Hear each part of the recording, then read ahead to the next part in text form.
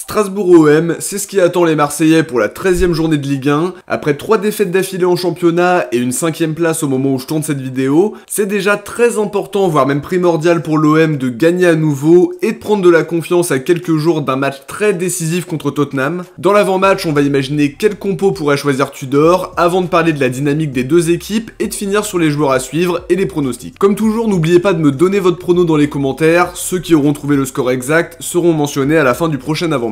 On commence tout de suite par un point sur la compo. Alors évidemment, il y a pas mal d'interrogations après le match de mercredi qui a mis en lumière certains manques dont on a parlé dans la vidéo Pourquoi l'OM de Tudor n'y arrive plus qui est sorti ce vendredi midi. Le lien est en description pour ceux qui l'ont pas encore vu. En tout cas, Tudor restera sur son 3-4-2-1 qui bouge pas depuis le début de saison. Lopez sera logiquement titulaire au but, lui qui fait partie des grosses certitudes jusqu'à présent. En parlant de certitude justement, Bemba sera titulaire à droite. A priori, Bailly devrait revenir pour Tottenham, mais sera sûrement pas prêt pour Strasbourg du coup. Pense que Tudor fera à nouveau confiance à Balerdi, même s'il a vécu une soirée compliquée à Francfort. Et axe gauche, je verrai Kolasinac titulaire, même si Tudor pourrait confirmer Gigot pour lui redonner confiance. Pour les Pistons, c'est une question compliquée. Ils ont besoin de jus pour être performants contre Tottenham. Du coup, je pense qu'il faudrait faire reposer Klose, quitte à le faire rentrer à la mi-temps si les choses sont compliquées, et mettre Caboret d'entrée de jeu. Dans ce cas-là, faut garder Tavares titulaire, parce que Klose, c'est finalement sa doublure à gauche, faute de concurrence. Au milieu, je tenterai une association Verretou-Guendouzi qui me paraît plus complémentaire sur le papier que celle avec Rongier. Derrière l'attaquant, je trouverais ça logique de relancer un élément offensif. Il y a le choix entre Payet, Gerson et Hunder. De mon côté, je verrais un duo Sanchez-Hunder qui permettrait d'avoir un titulaire et ça donne aussi du temps de jeu à Hunder qui est à la recherche de son premier but cette saison. Il est capable de faire des différences et de finir les occasions avec son pied gauche. Payet pourrait malgré tout être titularisé par Tudor, mais difficile de prévoir pour Gerson après la déclaration fracassante de son père. En pointe, je mettrais Bamba Dieng titulaire pour la première fois cette saison. Tudor a clairement dit en conférence de presse que c'était une option sérieuse pour Strasbourg. Ce serait une excellente nouvelle parce qu'on attend ce moment depuis déjà trop longtemps. Donnez-moi vos avis sur cette compo. Pensez-vous qu'elle peut largement s'imposer contre Strasbourg ou alors faut-il faire d'autres choix ou éventuellement un turnover plus important? J'attends vos avis et vos compos dans l'espace commentaire. On entre dans l'analyse en commençant par Strasbourg qui reçoit pour cette 13e journée de Ligue 1. Actuellement, ils sont dans une situation compliquée avec une 16e place au classement. Les équipes en bas se tiennent toutes à quelques points dans une lutte pour le maintien qui s'annonce palpitante vu qu'il y a 4 descentes cette saison. C'est très punitif et chaque point va compter pour les équipes concernées. Pour revenir au Racing, leur dynamique elle est quand même pas mal mitigée sur les 5 derniers matchs. Défaite à Montpellier 2-1,